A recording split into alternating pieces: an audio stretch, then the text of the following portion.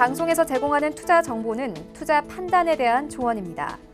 방송에서 제공하는 주식의 가치, 가격 상승 및 가격 하락에 대해서는 방송사에서 보장하지 않습니다.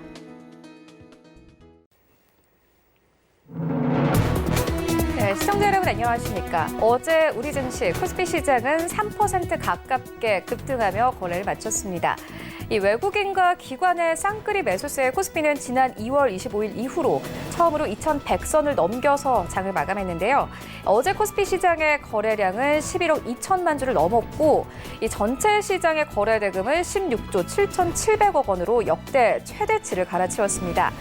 아시아 증시가 전반적으로 랠리를 이어갔는데요. 국제 유가가 상승세를 보이고 있고 달러는 3월 말 이래 최저 수준으로 떨어졌습니다. 글로벌 증시는 코로나19로 인한 빠른 경제 회복에 베팅하면서 3개월여 만에 최고치까지 올라가는데요. 간밤 시장 이슈들도 함께 살펴보시죠.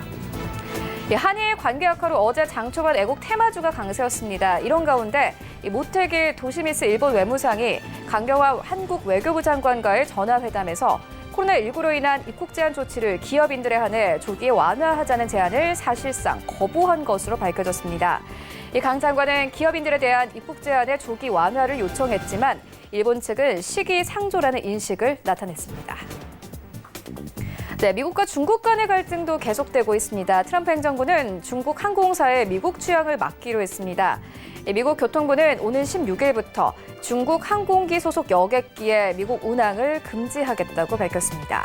이번 규제는 중국 국제항공, 즉 에어차이나와 중국 동방항공, 중국 남방항공, 그리고 하이난 항공 등에 적용될 예정입니다. 네, 하지만 시장은 악재보다는 호재에 집중하고 있습니다. 특히나 국제 유가는 이틀째 상승세를 이어가고 있습니다. 다만 감산 합의 수위가 한 단계 낮아지면서 1% 안팎의 오름세에 그쳤습니다.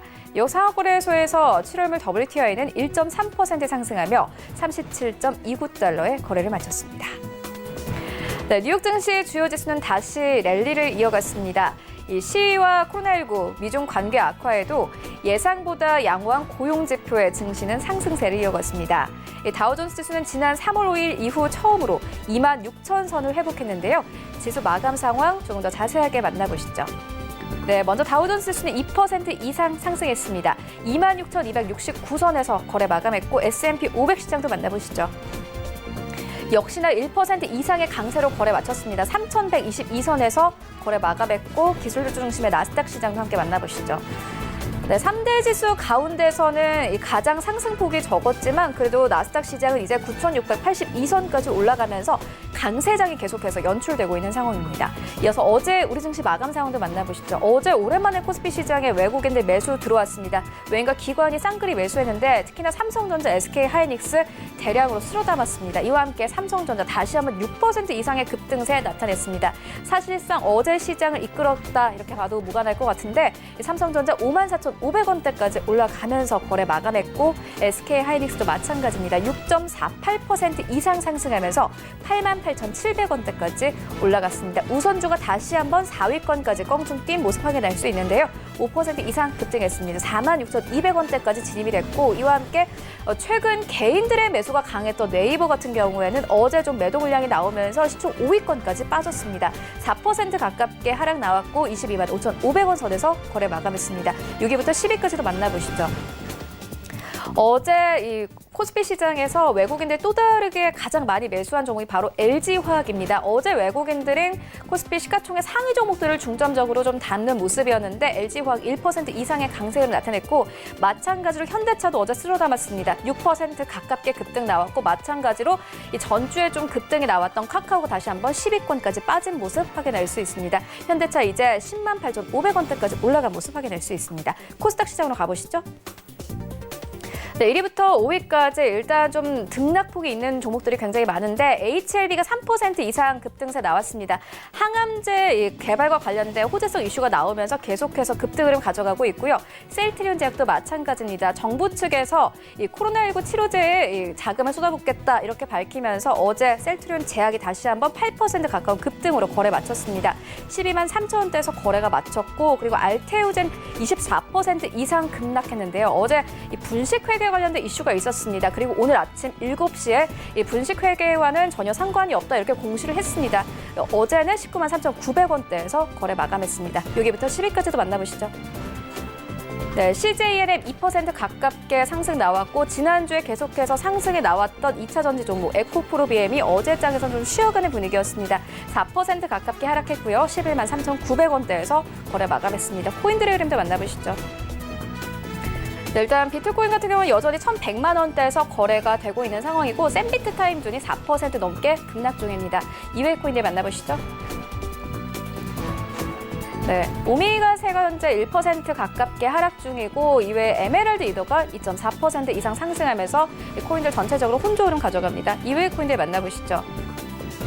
네, 일단 이 모네로가 1% 넘게 하락하는 가운데 리플 라이트코인 그리고 이오스까지는 모두 보합권에서 거래되고 있습니다. 출발 증시 와이드 지금 출발합니다.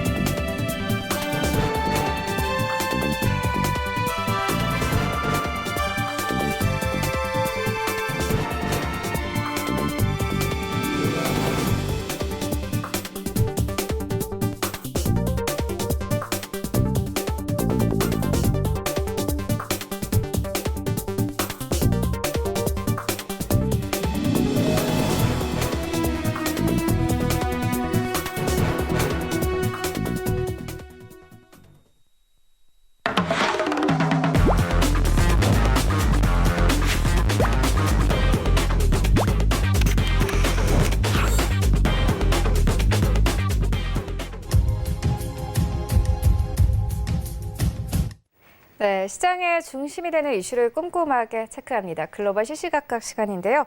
헌터스 경제연구소 김진석 소장 모셨습니다. 안녕하십니까? 안녕하세요. 네, 먼저 시장 상황부터 짚고 가도록 하겠습니다. 뉴욕 증시 3대 지수가 전해드렸듯이 모두 강세로 거래 마감했습니다. 특히나 다우존스 지수는 2% 이상의 강세를 나타냈고 WTI도 다시 한번 간밤에 1% 이상의 상승세로 거래 마쳤습니다. 일단 미국 증시 같은 경우에는 계속해서 순환매 장세가 순환매 장세로 흘러가고 있는데요. 금융, 소매 그리고 산업재, 반도체 쪽은 강세를 보였습니다. 하지만 지난주까지 좀 올랐던 종목들은 계속해서 하락이 나오더라고요. 시장 분위기 어떻게 보셨습니까? 제가 시장 분위기가 상당히 좀 설명드리기 어렵다 이렇게 말씀드려보겠고요. 그동안 미국 증시가 코로나19를 비롯해서 상당히 부정적 이슈가 컸음에도 불구하고 오늘 새벽에 끝난 나우지수가 3일째 상승 그리고 나스닥도 어느덧 나흘째 상승을 보이고 있어서 지난 시기에 우려를 딛고 일단 미국 증시가 연일 상승세를 기록하고 있다 이렇게 말씀드려보겠고요. 자, 그러다 보니까 지난 3월 23일 그러니까 그 당시가 어떻게 보면 올해도 상당히 저점이었는데 저점을 중심으로 약 40% 정도 미국 증시가 상승했다 이렇게 좀 말씀드려보겠습니다. 자, 무엇보다 미국 증시가 상승하게 된 계기가 상당히 여러 가지 있는데요. 자, 먼저 부정적 이슈를 좀 보시면서 시장의 좀 리뷰를 좀 잠깐 좀 말씀드려보도록 하겠습니다. 먼저 다우지수 차트를 보시면서 말씀드려보겠는데요. 자, 많은 참여자들이 월가의 참여자들이죠. 올해 들어서 상당히 미국 증시가 어려울 거 있다. 이런 좀 말씀드렸고 지난 3월 23일 날에는 이게 올해 들어서 상당히 저점이죠. 18,000선. 다만 최근 들어서는 어느덧 40% 정도 다우지수가 상당히 급등의 모습을 지어나고 있다. 이렇게 말씀드려보겠고요. 자, 나스닥 지수도 비슷한 패턴입니다. 지난 3월 초 이후에 저점을 딛고 다시 한번 상승했기 때문에 이제 약 1% 전후만 상승을 하면 지난 2020년 2월 19일 그러니까 9,800선을 다시 한번 탈환할 정도로 미국 증시가 최근 들어서 급락과 급등을 좀 같이 하고 있다. 이렇게 좀 말씀드려보겠고요. 자, 종목별 흐름들 좀 잠깐 좀 말씀드려보겠습니다. 다우지수 가운데서 우리가 다우존스 300지수의 모습 보시면 보잉의 오늘의 주가가 약 12% 정도 급등을 좀 보이겠습니다. 즉 보잉 주가가 급등하고 있다는 것은 미국 경기가 지금보다 좋아질 것입니다. 그런 어떤 기대감을 가지고 있고요. 이번 16일부터 중국 항공이죠. 중국 기반으로 한 항공이 이제는 미국에 들어오면 안 된다. 이런 트럼프 대통령의 말 때문에 일단 보잉의 주가가 상당히 급등했다. 이렇게 말씀드려보겠고요. 경기 회복의 기대감은 우리가 유가로 볼 수 있습니다만 유가도 어느덧 엑스모빌의 주가가 오늘 다우존스 30종목 관련돼서 상승률 4위를 달렸다. 이렇게 말씀드려보겠습니다. 자, 나스닥 지수도 비슷한 패턴인데요. 어저께 삼성전자를 비롯해서 반도체 종목들이 상승했던 것처럼 글로벌 증시에는 경기 회복 기대감의 전제 속에서 반도체 업종의 주가가 상승의 국면에 올라섰다. 이렇게 말 들어보겠고요. 기본적으로 마이크론 테크놀로지 비롯해서 세미컨덕터를 비롯해서 전체적으로 그리고 가장 이슈가 되고 있던 것들은 익스피디아 그룹 그러니까 여행 관련주도 상승했기 때문에 오늘 끝난 미국 3대 지수 상승에는 경기 회복의 기대감 때문에 앞으로 많은 사람들이 여행도 다닐 것이고 그리고 비행기도 탈 것이고 그러다 보니까 여러 가지로 소매 업종을 비롯해서 상당히 훈훈한 모습을 기록했다. 이렇게 말씀드려보겠습니다. 자, 그럼 상승하게 된 계기를 좀 보셔야 할 것 같은데요. 어쩌면 지금 과연 상승한 것이 맞나 이런 좀 고민을 가지고 있습니다만 데이터는 상당히 유의성 있는 데이터가 올라오고 있다. 이렇게 말씀드려보겠고요. 가장 유의성 있는 데이터 관련돼서 ADP 그러니까 비농업 부분 고용자 수를 말씀드려볼 것 같은데요. 월가에서는 지난 5월 달에 아마 실업자가 9천만 명이 될 것입니다. 라고 월가에 전망을 했는데 막상 여러분이 실업자가 9천만 명이 아니고요. 2,760만 명입니다. 실은 2,760만 명도 상당히 많은 인원인데 시장의 전망치보다는 상당히 적어졌기 때문에 경기가 좋아지고 있다. 이런 어떤 억지로 시장의 어떤 상승 모멘텀을 좀 올라오고 있다. 이렇게 좀 말씀드려보겠고요. 또한 ISM 제조업 지수를 넘어서 PMI 그러니까 그 구매 관리자죠. 구매 관리자한테 물어보는 겁니다.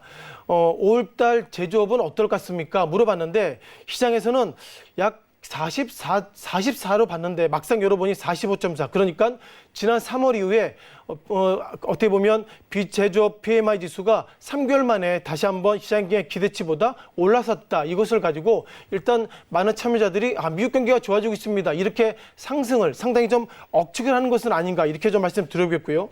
또한 미국을 넘어서 글로벌도 상당히 노력을 많이 하고 있습니다. 중국 인민은행을 비롯해서 우리가 몇몇 데이터를 보면 독일 같은 경우에도 약 1,000억 유로 정도의 추가 부양책을 도입한다 이런 얘기하고 있는데 어떻게 보면 코로나19 이후에 중국이나 유로존이나 그 추가 어떻게 보면 이벤트를 계속 발생하고 있는데 이것도 결국 발생하는 과정이 있습니다만 이것을 보고 시장의 참여자는 그러면 앞으로 경기는 좋아질 것이다. 이런 어떤 판단을 가지고 있다. 이렇게 말씀드려보겠습니다. 자, 그럼 우리가 트럼프 대통령의 코멘트를 보셔야 할 것 같은데요. 아시는 것처럼 어저께까지가 9일 됐죠. 조지 플로이드 사망 관련돼가 상당히 좀 미국의 어떤 그 외신을 보면 상당히 어떻게 보면 백악관 앞에서 집회를 하고 있고 이런 모습이 있는데 자, 트럼프 대통령이 트윗을 통해 상당히 많은 부분을 얘기하고 있다. 이런 부분을 말씀드려봤죠. 지난 6월 3일 날 그러니까 제 기억이 맞다면 조지 플로이드가 사망하고 나서 한 8일째 되는 날입니다. 이날 트럼프 대통령은 트위터의 메인 트윗에 이런 단어를 썼습니다. 요 단어를 보시면 저거죠. 결국 트럼프 대통령 행정부는 어떻게 보면 흑인 사회를 지난 과거를 얘기 꺼내는 것 같습니다. 아브라함 링컨 때보다도 너무너무 내가 잘하고 있다. 이런 어떤 그동안 최근 들어서 어떻게 보면 흑인 사회 관련된 상당히 그런 어떤 부정적 코멘트를 다시 한번 희석을 시키려고 메인 트윗에 올려놨고요. 또한 그 가운데서 보면은 형사법 관련돼서 그리고 어떻게 보면 그 흑인 관련돼서 가난 그리고 어떻게 보면 실업률 이런 부분들을 과거 아브라함 링컨 때보다도 상당히 낮게 했다 이런 모습이기 때문에 트럼프 대통령은 어저께 트위터를 통해서 흑인 사회 했던 얘기는 그것입니다. 내가 열심히 하고 있기 때문에 흑인 여러분들은 이제 좀 소위 폭동은 아니더라도 트럼프 대통령이 라이엇 그러니까 폭도라는 표현을 썼는데 이런 부분들 진정해달라 이런 얘기 나오고 있고요. 다만 그럼에도 불구하고 월가에서는 과연 미국이 지금 경기가 좋아지고 있나 이런 부분들이 여전히 의구심을 가지고 있습니다. 자, CNN 데이터인데요. CNN 같은 경우에는 많은 분들이 자주 보시는 어떻게 보면 외신인데 기본 헤드라인을 보면 통상 며칠 전 지난 3월, 4월 초까지만 하더라도 코로나 바이러스가 가장 맨 앞에 있었는데 이제는 맨 앞에 인물이 누구죠? 조지 플로이드 그러니까 백인 경찰에 의해서 사망한 조지 플로이드라는 인물을 가장 맨 앞에 놨다는 거 보면 결국 미국 경제가 상당히 좋아지고 있다 이렇게 좀 얘기하고 있지만 정적인 부분들 상당히 좀 고민이 커지고 있다 이렇게 좀 말씀을 드려보겠고요. 자, 그렇다면 우리 가장 의구심은 결국 이 코로나 관련돼서 말씀드려봐야 되겠습니다. 어느덧 코로나 관련돼서 글로벌 확진자가 600만 명 그러니까 639만 명을 넘어서고 있고요. 가장 이슈가 되고 있던 것들이 미국이 여전히 이렇게 확진자가 180만여 명이 넘어서고 있고 사망자가 10만 명 넘어서고 있는데 이런 상태에서 과연 미국이 경기가 좋아지고 있는 것이 맞나 이런 부분이기 때문에 어쨌든 최근 들어서 오늘까지 다우지수가 3일 그리고 S&P 500 지수를 비롯해서 미국의 지수가 지난 저점 대비로 단기간 저점 대비로 40% 상승했지만 경제적인 데이터를 넘어서 정책적인 데이터는 상당히 좀 고민을 가지고 있다 이렇게 말씀드려보겠고요. 따라서 코로나19가 어떻게 보면 여전히 확진자가 10만 명이 넘어서고 있는데 이것을 가지고 미국 경기가 좋아지고 있다 이런 얘기하기에는 상당히 좀 조심스럽다 이렇게 좀 말씀드려보겠습니다. 자, 그러면 결국 미국 증시를 넘어서 국내 증시도 최근 들어 상승을 좀 많이 하고 있는데 몇몇 페이퍼, 국내에 대한 페이퍼 그리고 월가에 대한 페이퍼 같은 의미가 있는데요. 자, 미국 증시의 상승의 몇 가지 이유를 이렇게 얘기하고 있습니다. 아무래도 시청자 여러분께서 충분히 아시는 내용인데요. 코로나19 관련돼서 비대면 트렌드가 많았기 때문에 어느 컨택트 관련주가 예상보다 상승하고 있다는 얘기. 그리고 아시는 것처럼 미국 연준이 최근 들어 금리를 계속 인하했기 때문에 금리가 인하했다는 것은 그만큼 은행의 정기예금 금리가 인하됐다. 따라서 시장에 돈이 갈 데가 없어서 결국 다시 한번 주식으로 돌아오는 순환매 장세로 들어섰다. 이런 얘기 나오고 있고요. 또한 중국의 어떤 홍콩 인권법 관련된 상당히 이슈가 커지고 있습니다만 중국도 또다시 지금까지 나온 데이터도 있겠지만 이후에도 중국 경기 관련돼서 경기 부양책을 계속 올리겠다 이런 평가가 상승할 수 있는 기본적인 배경이라고 그러는데 딱히 시청자 여러분께서 아시는 내용이기 때문에 이것 때문에 상승했다는 말씀을 좀 드리는 가운데서도 딱히 상승할 수 있는 명확한 얘기는 못 드린다 이런 좀 말씀 드려보겠고요. 국내 증시 관련돼서 몇몇 참여자들이 이제 국내 증시 3월달 상당히 급락했던 가운데서 이제 미국 증시로 넘어가자 이런 평가가 있는데요. 한국예탁결제원의 데이터를 보면 올 1월부터 5월 초까지 데이터를 보면 미국 상위 종목 관련돼서 테슬라 그리고 마이크로소프트, 애플의 주가가 상당히 상승률 상위를 달리고 있다는 걸 보면 전체적으로 이제는 미국 증시와 한국 증시가 상승하는 커플링을 떠나서 많은 참여자가 한국 증시보다도 이제는 미국 증시의 어떤 방향성에 상당히 좀 같이 동조하고 있다 이렇게 말씀드려보겠고요. 정리하면 미국 증시의 오늘의 상승은 아직까지는 좀 조심스럽다 이렇게 말씀드리겠고요. 여전히 트럼프 대통령 관련돼서 그리고 조지 플로이드 관련돼서 이런 어떤 정적인 이벤트가 커지기 때문에 이것이 어떻게 진행될지 모르겠지만 상당히 혼조세 속에서 설명드릴 수 없을 정도로 미국 증시가 상승하고 있다 이렇게 간단히 말씀드리겠습니다. 네, 방금 속보가 하나 들어왔는데 트럼프 대통령이 시진핑 주석과 관련해서 홍콩 문제로 시진핑 주석을 제재할 생각은 하지 않았다 이렇게 밝혔다고 합니다. 일단 미국과 중국 간의 갈등이 격화되는 상황에서 긍정적인 좀 발언이 나왔다 이렇게 분석을 해볼 수 있을 것 같고 간밤에 나왔던 좀 이슈랑은 좀 달라요. 일단 미국 측에서 중국의 항공사들 좀 제재하겠다 이렇게 밝힌 가운데 유럽과의 무역 전쟁도 계속해서 좀 나오고 있거든요. 시작의 이슈로. 미국과 중국뿐만이 아니라 미국 지금 트럼프 행정부의 무역 전쟁과 관련된 여러 가지 이슈들 어떻게 보고 계십니까?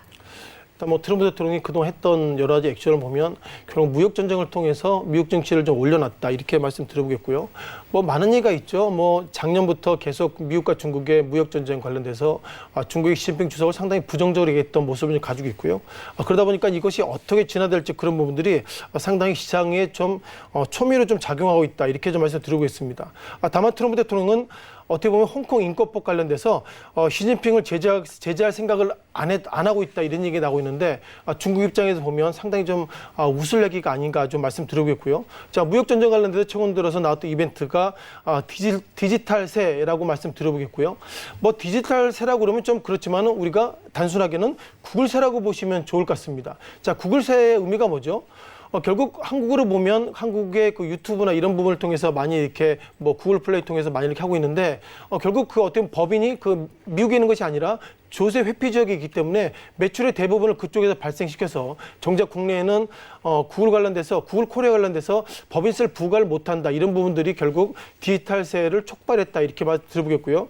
따라서 디지털세를 간단히 정리해 보면 각국의 이제는 어떤 미국의 대기업들 대자본 기업들이 많이 있죠. 구글이나 애플, 페이스북, 아마존 이런 어떤 기업들이 결국 미국 이외 한국이나 이렇게 유로존의 이렇게 각 국가에서 어떻게 보면 이익을 많이 향하고 있는데 향유하는 만큼 법인세를 못 낸다 이런 부분들이 구글세 기본적인 이슈라 말씀드려보겠고요. 지난 2016년의 데이터를 좀 잠깐 보면요. 네이버가 법인세를 한국에서 4,231억 정도 법인세를 냈답니다. 다만 2016년에는 구글에서 한국의 법인세라기보다 약 200억 정도 났기 때문에 네이버보다 구글이 상당히 큰데도 불구하고 국내에서 이렇게 법인세를 적게 내는 것은 문제가 있다. 이런 관점을 한국을 넘어서 글로벌 증시 그 가운데서 유로존도 똑같은 관점으로 이제 디지털세를 앞으로 부과하겠다. 이런 부분들이 가장 큰 이슈가 되는 것 같습니다. 결국 디지털세의 향후 전망에 대한 말씀 드려보겠는데요. 디지털세는 결국 한국만의 문제 아닙니다. 아시는 것처럼 지난 시기를 보면 프랑스가 디지털세를 처음 도입했고요. 그러니까는 결국 미국에 있는 많은 대자본 기업들이 결국 프랑스에 와서 많은 이익을 향유했는데 결국 어떻게 보면 법인세 못 내기 때문에 우리는 너희들한테 디지털세를 부과하겠다. 이런 부분들이 디지털세의 주된 내용이고요. 자, 그러다 보니까 미국이 프랑스 향해서 프랑스는 결국 와인이나 이런 부분 상당히 좀 잘 팔고 있는데 결국 이제 미국이 프랑스 제품 관련돼서도 관세를 부과하겠다. 이런 부분이기 때문에 상당히 이슈가 커지는 것 같습니다. 자, 그러다 보니까 결국 디지털세는 결국 미국이 어떻게 보면 디지털세를 통해서 상당히 각국의 어떤 이익을 빨아가기 때문에 그것을 좀 락업을 걸어놓겠다 그런 관점이고요. 어떻게 보면 지난 7월달 이제 뭐 7월달로 말씀드려보겠는데요. 지난 1월부터 2월 이런 부분들은 결국 디지털세 관련돼서 OECD 국가 관련해서 서로 논의하고 있다 이런 판단인데 7월달에 독일 베를린에서 다시 한번 이것을 좀 더 명확할 예정입니다. 그러니까 트럼프 대통령은 7월달 이전에 상당히 디지털세 관련돼서 향후 일정 상당히 좀 부정적인 평가를 가지고 있고요. 중요한 것은 이제 7월 초를 넘어서 7월 중순에 G20 그리고 11월달 G20 정상회담을 통해 다시 한번 이것을 확정될 것 같은데 다만 트럼프 대통령이 이것을 또 다른 무역 전쟁으로 보고 있습니다. 즉 그러니까 앞서 말씀드렸던 것처럼 구글이나 몇몇 페이스북이나 이런 어떤 기업들이 미국을 넘어서 다른 나라 국가에 어떻게 보면 이익을 향하고 있는데 그것에 있어서 결국 디지털세를 부과하게 된다면 그것은 미국 기업을 상당히 불공정하게 보고 있는 정확하게는 무역법 301조에 근거하는 거죠. 따라서 디지털세를 만약에 OECD 국가가 이제 부과하게 된다면 무역법 301조에 따라서 미국의 기업들이 미국의 국가에서 상당히 무역상으로 불공정 행위를 받기 때문에 그것은 문제가 있다 이런 평가이기 때문에 제가 볼 때 OECD가 디지털세를 과연 향후에 어떻게 할지 몰라도 트럼프 대통령이 이것을 과연 나오게 된다면 제가 볼 때 디지털세가 이렇게 유지가 되기는 어렵다 이렇게 말씀드려보겠고요. 마지막으로 OECD가 디지털세를 만약 부과하게 된다면 트럼프 대통령은 무역법 301조에 부과해서 그만큼 관세를 부과한다는 이런 판단을 보면 여전히 또 다른 무역 전쟁이 좀 발휘되고 있다 이렇게 말씀드리고 있고요. 따라서 이번에 무역 대표부에서 각국을 지정한 게 있습니다.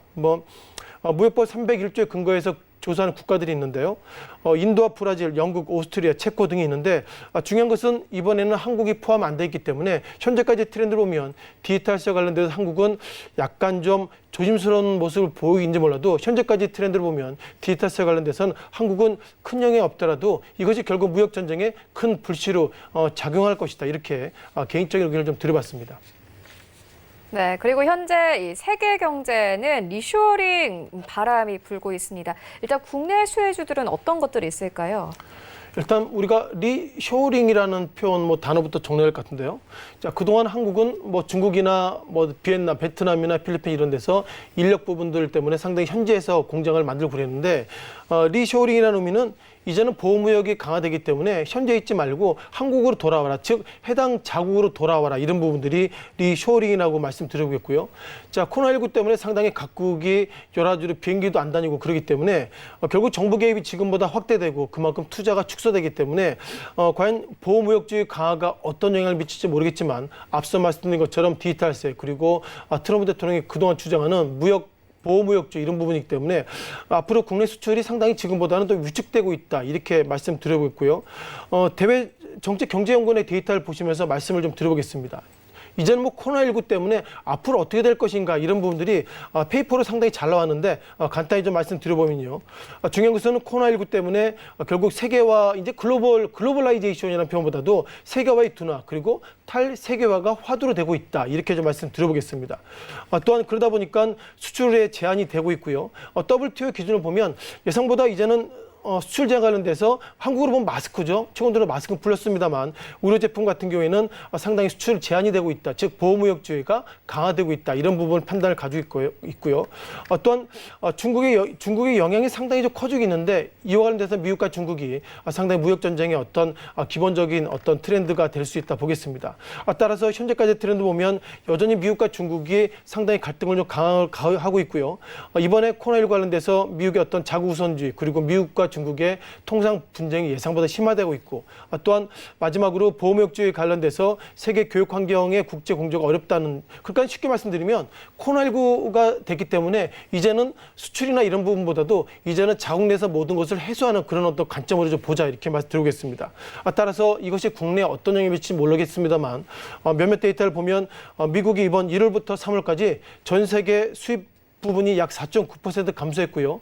동기간 내 중국의 어떤 수입이 28.4% 감소했다면 한국은 미국과 중국의 수출로 먹고 사는 국가인데 현재까지 트렌드를 보면 우리도 상당히 어렵다 보겠고요. 다만 구체적으로 어저께 삼성전자의 상승 결국 반도체 업황의 기대 그리고 네이버를 비롯해서 결국 언택트 즉 이런 관련 종목들은 코로나19의 어떤 이슈가 없어지지 않는 한 상당히 좀 이어질 수 있다. 그런 수혜가 이어질 수 있다. 이렇게 정리를 좀 하겠습니다. 네, 알겠습니다. 지금까지 헌터스 경제연구소 김진석 소장과 함께했습니다. 고맙습니다. 네.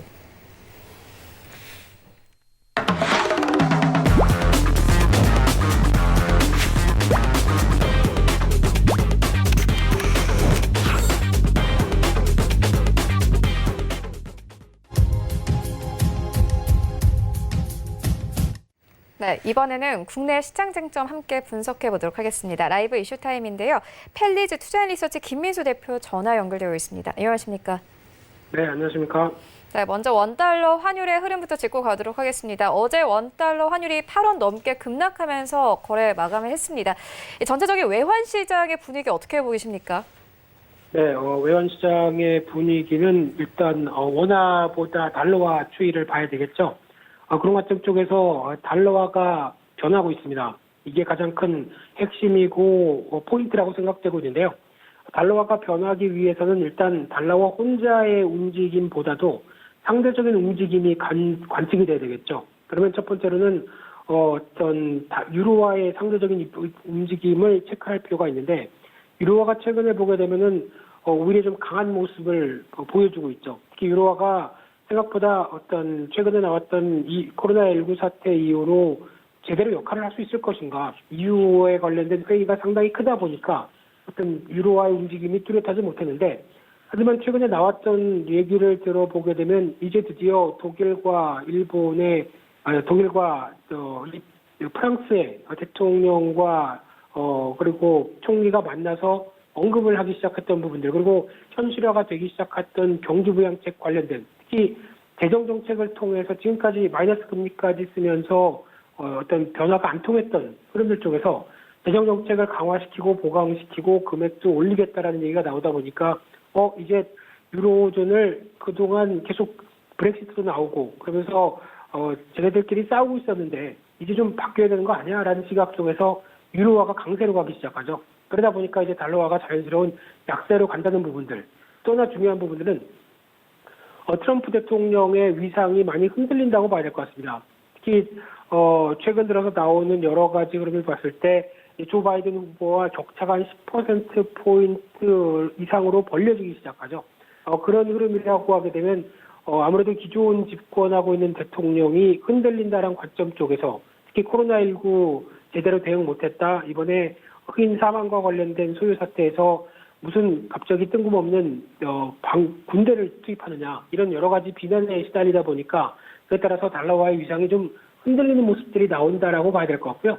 가장 큰 기초적인 원인은 다 아시는 것처럼 연준이 공격적으로 완화적인 통화 정책을 일으키기 시작하면서 벌써 연준의 자산이 7조 원 가까이 늘었죠. 7조 달러 가까이 늘었죠. 그런 관점에서 연말이면 9조 달러까지 들어갈 수 있다라고 하게 되면 거기서 나오는 달러와의 어떤 무자비한 살포는 어떻게 생각을 해야 될까라는 관점이라고 하게 되면 당연히 달러화가 약세로 가는 수순이 아니었나 생각이 들고 있는데 그러다 보니까 달러화 인덱스 자체가 변하기 시작하죠. 지난번에도 몇 차례 언급을 드렸지만은 만약에 시장이 변화하기 위해서는 달러 인덱스와 관련된 달러화가 변하는 흐름들을 주목하자라는 관점 쪽에서 한 3개월 동안 박스권으로 움직였습니다. 한 달러화 인덱스가 100일대에서 99 사이에서 한 3개월 동안 계속 왔다리 갔다리 하다가 이번에 드디어 이제 99대를 이탈하면서 어제까지 보게 되면 97대 초반까지 움직이는 상황들이죠. 그러면 당연히 신흥국 통화라든가 상대적인 통화 관점을 봤을 때 원화는 강세를 갈 수밖에 없고요. 그런 쪽에서 지금 1210 6원대까지 내려오면서 이어지는 변화라고 하게 되면 당연히 여기서 또 이어지는 게 외국인들 매수고요.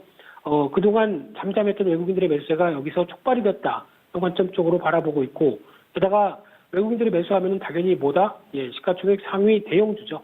그런 쪽에서 지금 반응이 나오는 시장 흐름이다라고 보시면 될 것 같고요. 그러다 보니까 어제 시장은 2150 근처까지 빠르게 올라가서 우와 하고 왔는데 막상 계좌 수익률은 그에 못 따라갑니다. 그렇다는 얘기는 발빠르게 시장에 대응을 못했다는 반증이고요. 이런 변화가 어떤 변화보다 여전히 기존의 언택트주 그리고 기존의 중소형주 쪽으로 계속 대응하다 보면은 어제 같은 날은 지수는 올라가는데 내 종목은 왜 이래? 라고 하는 괴리가 커질 수밖에 없었던 현상이 아니었을까라고 추정이 되고 있는데요. 지금이라도 늦지 않았습니다. 지금부터라도 시장 대응할 땐 중요한 게 달러화입니다.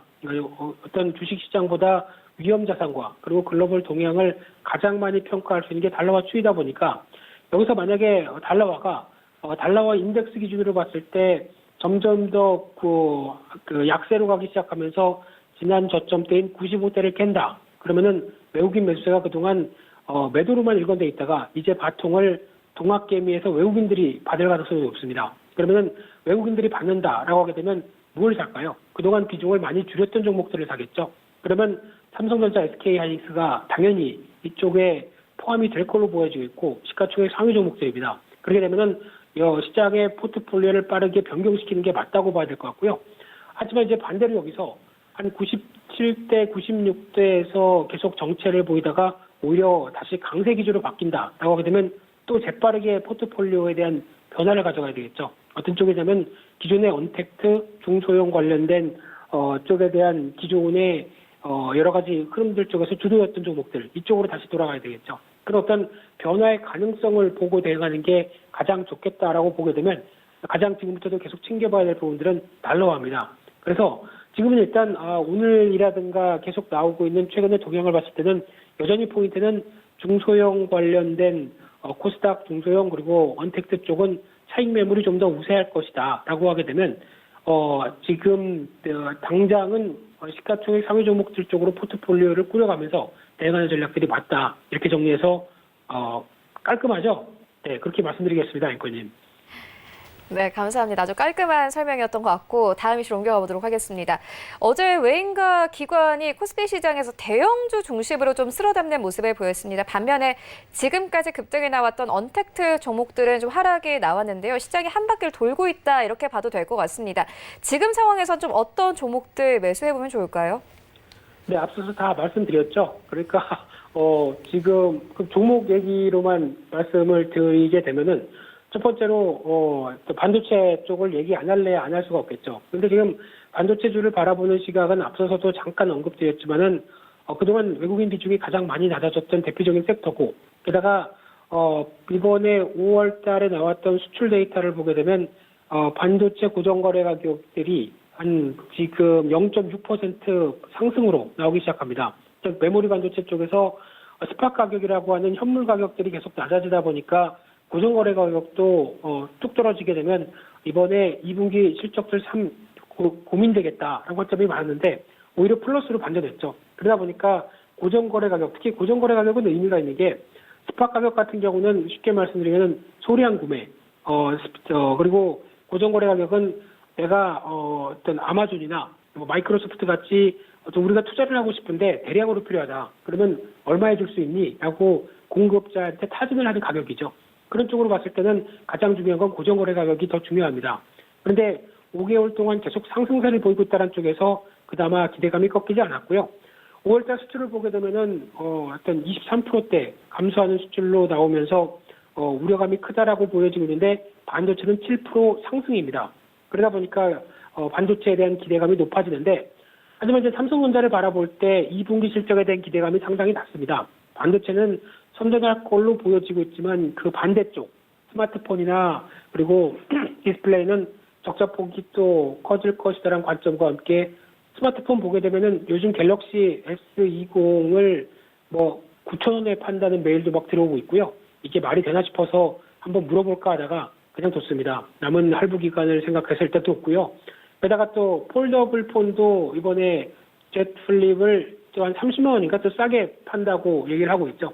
그러다 보니까 스마트폰이 안 팔려서 갤럭시 S20은 좀 분위기가 안 좋다라는 쪽이라고 하게 되면은 아마 이쪽에 대한 흐름들로 나왔었을 때 동향들은 스마트폰 쪽인 상대적으로 부진할 것이다라고 하게 되면 지금 같은 기조 쪽에서 오히려 삼성전자의 가장 큰 강점은 경기 회복기나 정상적인 시장 흐름들을 봤을 때는 다양한 제품 매출군의 경향들이 높다 보니까 오히려 이것저것 다 가세해서 실적이 좋아지죠. 하지만 지금 같은 경제 충격기에는 오히려 어떤 선방하는 쪽은 있겠지만은 또 충격을 받는 쪽도 있다 보니까 이번에 2분기 실적에 대한 기대감이 상당히 낮습니다. 근데 보통 IT 업종의 특성을 보게 되면 실적이 안 좋다고 바닥을 더 찍는 게 아니라 앞으로 개선 가능성이 높다라고 하게 되면 오히려 바닥인 실적 흐름들에도 불구하고 주가가 올라가게 되죠.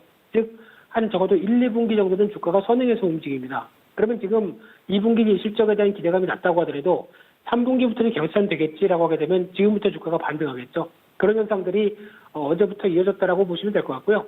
따라서 일단 삼성전자는 결론적으로는 조정시 비중 확대 전략 맞다고 봐야 될 것 같고요. 게다가 지금 한 단계는 올라왔는데 오늘부터 삼성전자를 가장 주목하게 보셔야 될 중요한 가격대가 55,500원입니다. 여기가 안착을 그냥 해서 그냥 훅 올라간다라고 하게 되면 따라서 사는 게 맞다고 봐야 될 것 같고요. 하지만 제가 보기엔 좀 걸릴 것 같습니다. 그래서 지금 가격대에서 한 55,500원대에서 좀 멈칫거린다. 그러면 다시 한 53,500원대에서 살 기회를 주지 않을까 생각되고 있고요. 1차로는 다음 저항대인 58,000원대까지는 가지 않을까라는 관점 쪽으로 바라보시되 하지만 지금은 삼성전자보다 좀 더 가벼운 건 SK 하이닉스일 겁니다.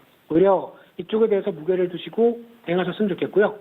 조금 흔들려서 한 87,000원대 밑에까지 들어온다라고 하게 되면 매수 기회를 보셔야 될 것 같고요.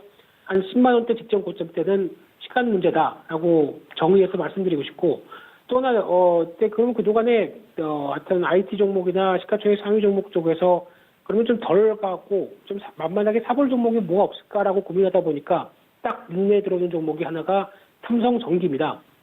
삼성전기 같은 경우 지금 주가가 물론 올라온다고 하더라도 다른 종목들에 비해서 탄력도가 떨어졌다라고 하게 되면 당장 오늘이라도 움직일 수가 있는데 마찬가지로 1, 2분기 실적 별로 안 좋죠. 특히 스마트폰 관련된 쪽에 부품 쪽의 시각들, 카메라 모듈이나 관련된 쪽이 부진하다 보니까 주춤거리는 상황이 있는 것 같은데 하지만 하반기에는 MLCC 가격이 또 전기차 얘기와 함께 또 부각을 받을 수 있겠다라고 하게 되면 하반기에는 빠른 실적 개선되겠죠. 그러면 지금 뒤늦지만 이제 움직일 때가 아닐까라는 관점 쪽에서 삼성전기도 관심 있게 보셨으면 좋겠습니다.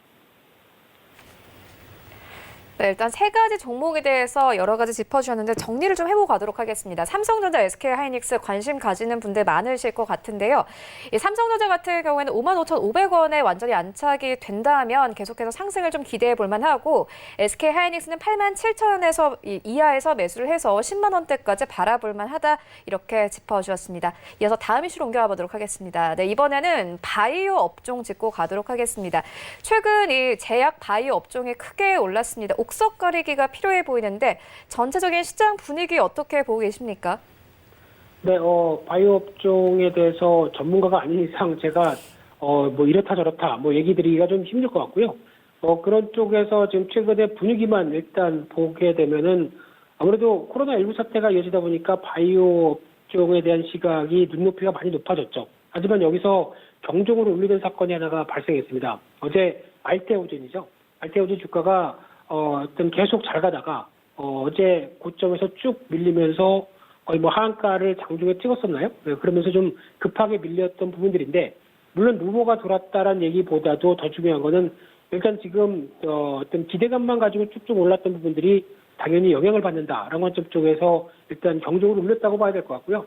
그러다 보니까 지금 일단 알테오젠 같은 경우는 성과도 냈습니다. 작년에 벌써 히알루론산인가요? 네, 발음이 죄송합니다. 부정확해서 죄송합니다만 이쪽에 대해서 어느 정도 성과를 내서 기술 수출 계약을 맺었고 관련돼서 4건 정도도 계속 어떤 수출 관련된 얘기가 모멘텀이 나오다 보니까 성과를 냈다라는 관점 쪽에서 주가도 같이 급등을 했는데 총 3조까지 들어갈 정도냐라고 의문을 하다 보니까 주가가 흔들리기 시작하죠. 그러다 보니까 지금은 그래도 그나마 상용화 일정이나 기술 수출 같은 경우도 어느 정도 맞춰진 회사인 알테오전마저 흔들리는데 나머지 종목들 같은 경우는 이제 뭐 신약 개발을 했다, 임상 일상이다, 아니면 일상에 대한 데이터도 아직 충분하지 못한데 기대감만 있다, 뭐 이런 흐름만 가지고 주가를 끌기에는 이제 좀 냉정하게 또 볼 상황이 아니냐, 이런 시각 쪽에서 변화가 나왔다고 봐야 될 것 같고요. 그런 쪽에서 봤었을 때는 일단 지금 가장 또 여전히 똑같습니다. 작년 말에도 말씀드렸던 바이오주를 바라볼 때 잘 세부적인 내용들을 모르겠고 뭐 옆에서 관련된 회사를 다니고 있는데 자세하게 설명해줘서 그러면 한번 사봐야겠다라고 할 수 있는 수준이 아닌 이상은 저희가 투자할 수 있는 대상은 딱 두 개밖에 없다고 생각됩니다. 첫 번째는 삼성바이오로직스고요. 두 번째는 셀트리온입니다. 이 두 가지가 큰 그림들을 말해준다라고 봐야 되고 나머지 종목들은 또 각계 여러 가지 이슈와 함께 또 움직이는 종목들이기 때문에 그에 따라서 어떤 변화들은 저희가 잘 모르는 입장 쪽에서 한 종목의 바이오주를 계좌에 한 30% 이상 담는 거는 저는 투자보다는 또 투기일 수 있는 입장이라고 생각되고 있기 때문에 조금 조심스럽습니다. 그렇기 때문에 그런 쪽을 좀 염두에 줬으면 좋겠고요. 또 최근에 또 동향을 보게 되면은 이제 코로나19 치료제와 관련된 여러 가지 모멘텀들이 나오기 시작하는데 어디는 또 나파모 스타트라고 나파모가 출발하나요? 네, 나파모 스타트라고 하는 쪽에 렘데시비르의 600배 항바이러스 효과를 갖고 있다라는 관련주들이 또 강세를 보이는데 오히려 식약처에서 렘데시비르 특례 수입을 결정을 했는데도 관련된 종목들은 오히려 또 차익 매물이 우세했습니다. 여기서도 변화는 의미하는 바가 기존에 관련된 흐름들 가지고 좀 식상하다. 그러다 보니까 새로운 치료제에 대한 기대감들이 좀 움직인다고 봐야 될 것 같고요. 더 중요한 흐름들은 어제 시장 흐름들을 쭉 며칠 흐름을 보셔서 느끼시는 거겠지만 이제 본격적인 경제 활동이 재개가 된다. 그러다 보니까 그동안에 1분기 때 강한 실적 모멘텀을 보여줬던 게 대표적으로 진단키트죠. 그래서 진단키트 관련된 종목, 뭐 마스크, 방호복, 뭐 손세정제 이런 관련된 종목들이 1분기에 실적 흐름들이 끝나지 않고 2분기까지 실적 모멘텀은 분명히 연결될 겁니다. 저도 그 생각을 하고 관련된 진단키트 몇몇 업체들을 한번 사봤다가 그냥 2, 3%대 손해보고 그냥 정리했습니다. 왜냐면은 2분기에 대한 실적 기대감으로 주가가 움직이는 게 아니라 오히려 지금 흐름은 2분기 때가 거의 고점일 가능성이 아니냐. 그리고 코로나19가 거의 이제 모멘텀이 소멸하면서 약간 식상한 대류 쪽으로 지금 시장은 취급을 하고 있는 상황들이죠. 그러다 보니까 그에 따른 변화로 보게 되면 물론 이때 실적이 강하게 좋다고 하더라도 이게 영속적으로 1분기 좋아지고 2분기 좋아지고 또 3, 4분기까지 계속 좋아질 것이냐라는 쪽에 대답을 못하다 보니까 오히려 차라리 이런 때는 한 가을 이후에 또 대유행, 2차 대유행 가능성이나 이런 어떤 확진자 수가 또다시 급증하는 모습들을 보고 대응하는 게 맞겠다라는 판단으로 일단 손절을 했고요. 그런 관점으로 봤었을 때는 지금 종목들의 동향들은 특히 관련된 종목들을 갖고 계신다라고 하게 되면 제가 보기에는 살짝 반등 나온다고 하더라도 일단은 정리하는 게 맞습니다. 정리했다가 다시 여름 때 이후에 오히려 이런 종목들 정리하고 시가총액 상위 종목들을 사셔야죠. 지금은요. 시장 흐름들에 맞추는 전략이라고 하게 되면요. 그렇기 때문에 너무 미련을 갖지 마시고 거기서 어떤 계속 갖고 있으시다가 마음고생 다 한 다음에 혹시나 또 가을 겨울에 유행할 때 올라올 때 이제 본전 찾았으니까 정리해야겠지 하다 보면은 그 사이에 또 기회 요인들을 많이 놓치죠. 그러니까 차라리 지금 손절을 하고 시장에 맞는 전략적으로 계속 따라가면서 매매했다가 다시 좀 끌어올린 다음에 그때 또다시 매매하는 게 더 맞지 않을까라는 쪽으로 바라보고 있고요. 결론적으로는 바이오주는 쉽게 말씀드리면 어렵습니다. 그러다 보니까 잘 아는 종목, 좀 시장에서 좀 편하게 접근할 수 있는 종목 쪽으로만 대응하자 이렇게 말씀드리겠습니다. 네, 알겠습니다. 바이오 업종까지 짚고 왔습니다. 지금까지 펠리즈 투자리서치 김민수 대표와 함께했습니다. 고맙습니다. 네, 감사합니다. 네, 출발 증시 와이드는 여기서 모두 마치도록 하겠고요. 저희는 잠시 후 순간 포착 매매 시그널로 다시 돌아오도록 하겠습니다.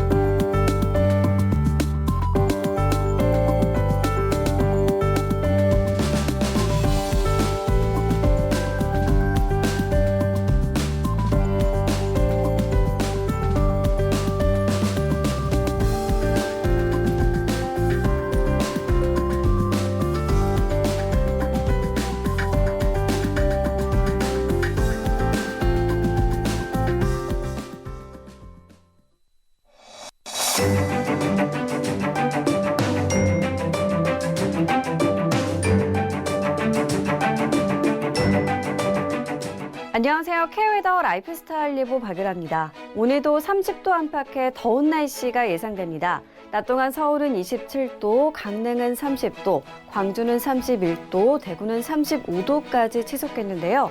특히 기온이 크게 오르는 대구를 비롯한 경상 내륙에는 오전 11시를 기해 폭염특보가 발효될 것으로 보입니다. 이렇게 날이 더운 건 강한 햇볕 때문인데요.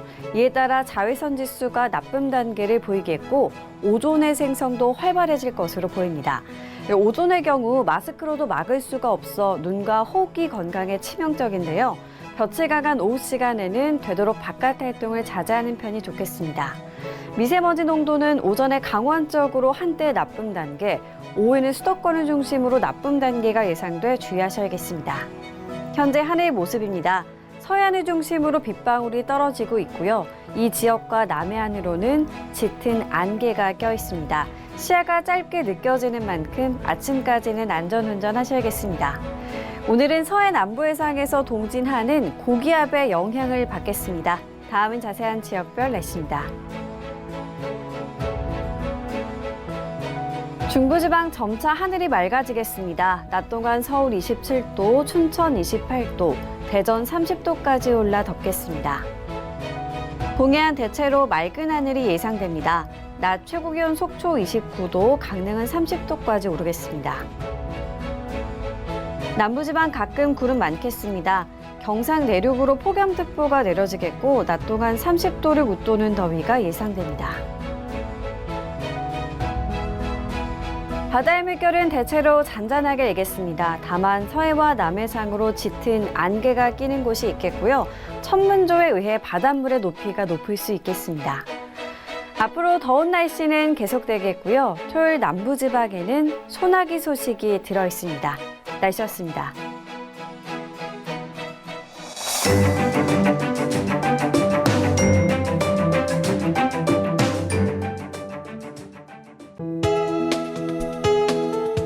방송에서 제공하는 투자 정보는 투자 판단에 대한 조언입니다. 방송에서 제공하는 주식의 가치, 가격 상승 및 가격 하락에 대해서는 방송사에서 보장하지 않습니다.